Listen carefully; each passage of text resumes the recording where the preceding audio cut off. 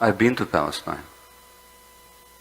2.5 years ago, I went there to work with Palestinian women who've been tortured in Israeli jails, which has been documented by Israeli Physicians for Human Rights, by B'Tselem, the Israeli Human Rights Organization, by United Nations and others. Nobody ever talks about the thousands of Palestinians. Did you know that 2 Palestinian doctors were tortured to death recently by Israel? Doctors tortured to death. Now my question to you is, and I'm not going to go into the history, this is not the place for it, but I have a different view of the history. I used to see it the way you do. I don't anymore.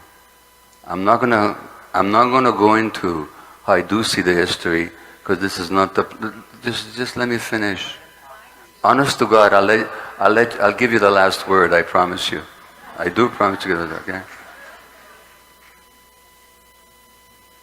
History did not begin on October the 7th.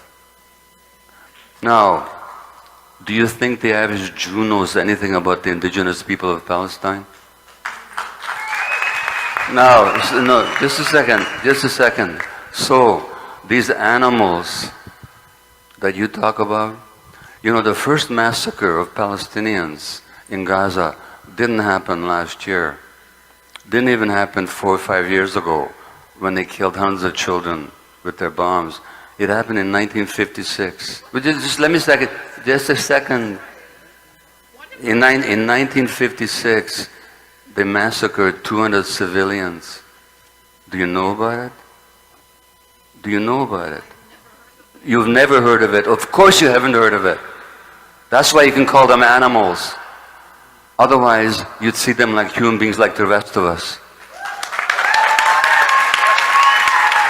Anyway, I'm done. Go ahead. Yeah. So human beings can murder and rape and maim and cut breasts of women, that's okay? No, it's not okay. Well, that's the message you're giving. Did I say it was okay? That's the message you're giving. That's the claps Okay, I'm giving. how many of you heard me say that it's okay to rape and kill people? Raise your hands.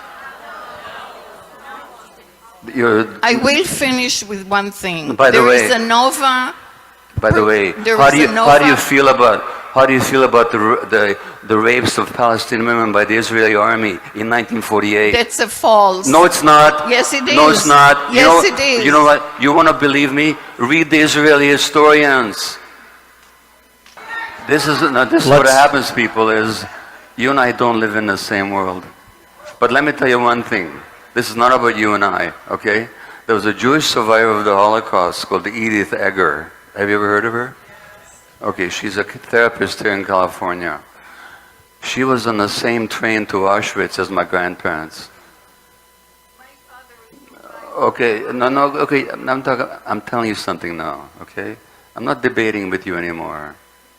You and I don't live in the same world. We don't. You're a good person, good heart.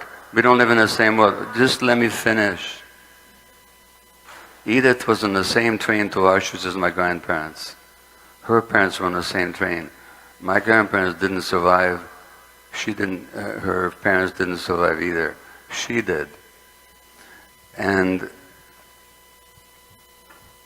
at some point in her book called The Choice, which is worth reading, she goes back to